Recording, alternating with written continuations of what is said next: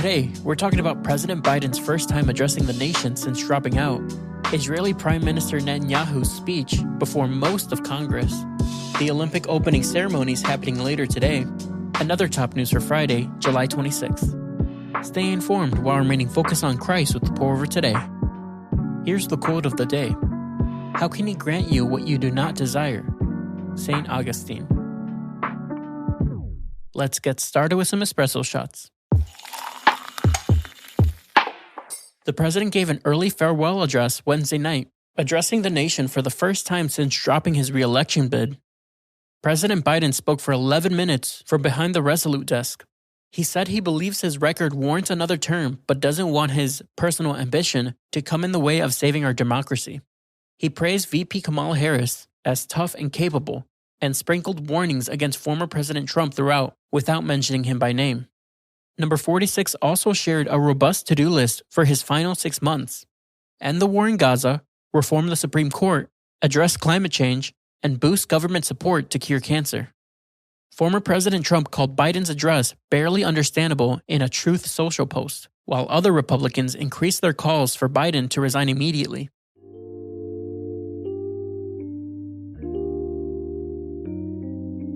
Whatever the outcome of 2024's election, the hope of Christians won't be shaken. Our truest home is God's kingdom, and He is our ultimate King. Live as exiles here, serving as Christ's winsome, peacemaking ambassadors with your eyes fixed on your heavenly home. 2 Corinthians 5:14, 19, and 20 says, For the love of Christ compels us, since we have reached this conclusion, that one died for all, and therefore all died, He has committed the message of reconciliation to us. Therefore, we are ambassadors for Christ, since God is making His appeal through us.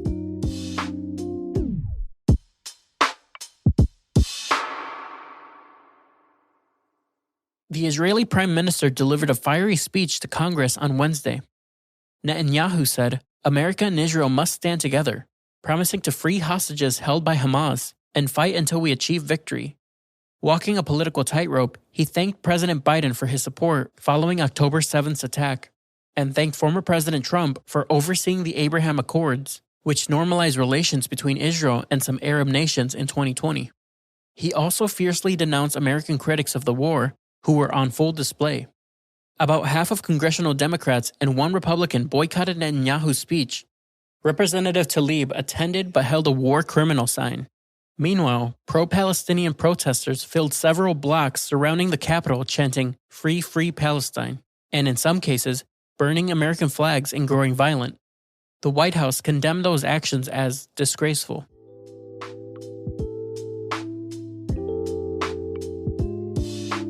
It's easy to become angry and indignant over world events, wars, protests, etc., but much more difficult to live with the tension of desiring change while simultaneously loving everyone involved. Followers of Christ are called to live in that tension, loving the very people we work against. 1 Peter 4:8 says, Above all, maintain constant love for one another, since love covers a multitude of sins.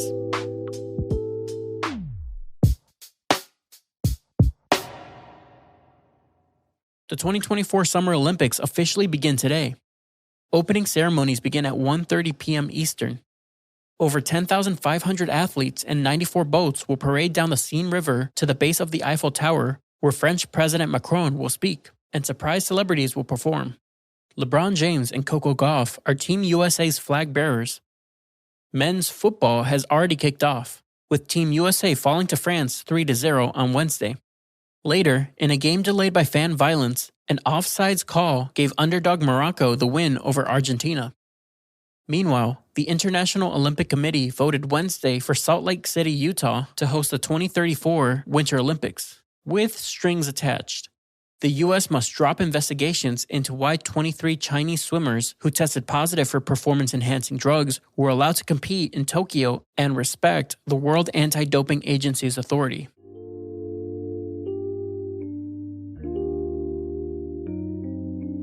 The Olympics offer an opportunity to experience camaraderie with fellow fans and to enjoy the thrill of watching athletes do what God created them to do. As you watch athletes compete over the next 2 weeks, thank God that He also made you to do beautiful things, and pray that you'd bring Him glory in all you do. Ephesians 2:10 says, For we are his workmanship, created in Christ Jesus for good works, which God prepared ahead of time for us to do. Your kids still have a lot of reading left to do this year.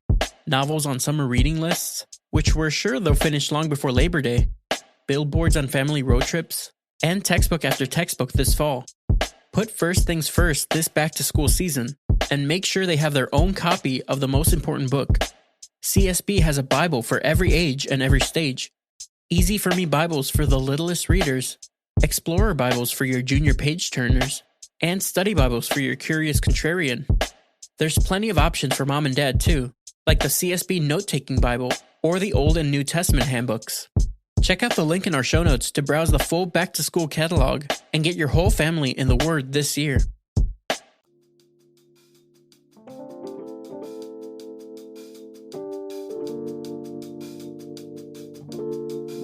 In other brews, here's a rapid round of updates. FBI Director Wray offered new details about former President Trump's would-be assassin in testimony before the House Wednesday. Thomas Matthew Crooks Googled how far away was Oswald from Kennedy the day he registered for Trump's rally, scoped out the event site 3 times beforehand, and legally purchased the rifle he used from his father in 2023. Crooks' motive remains unknown.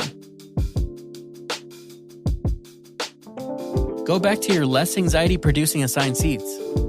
After 50 years, Southwest Airlines is shifting away from open seating to assigned and premium seating as it looks to boost revenue. The change comes after a 51% drop in profit for Q2. CEO Bob Jordan said in an announcement on Thursday that research shows passengers overwhelmingly prefer an assigned seating model.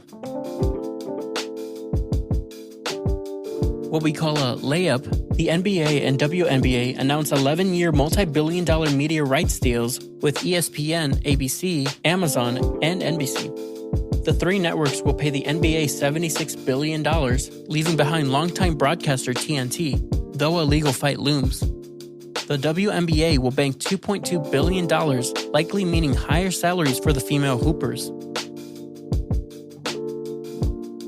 Senator Menendez announced that he will resign from office effective August 20th after being convicted on all 16 counts in a federal corruption trial.